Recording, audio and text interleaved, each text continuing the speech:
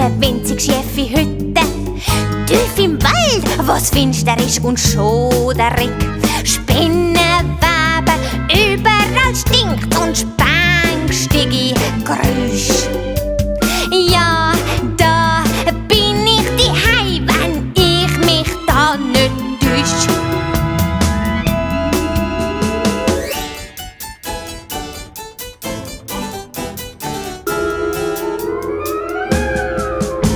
Ich sehe nicht aus wie Barbie.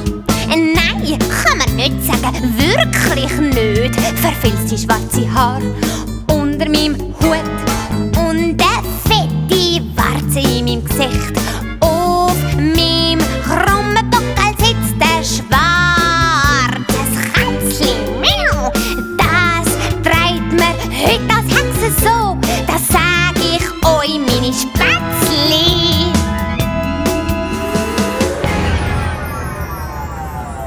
Und ich bin bös und das bin ich gern.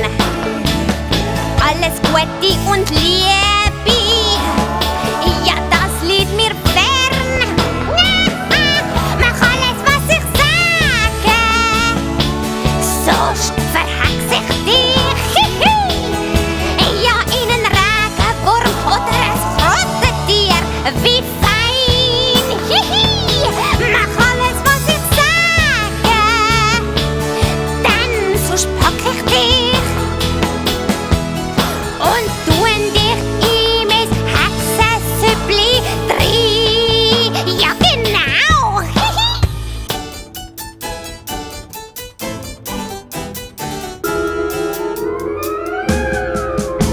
Mein Geld verdiene ich nicht mit Schaffen.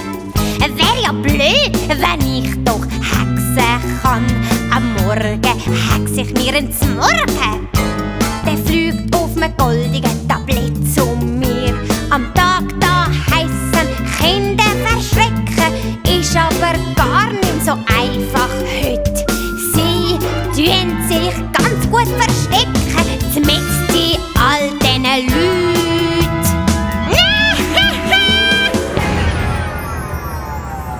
Und ich bin bös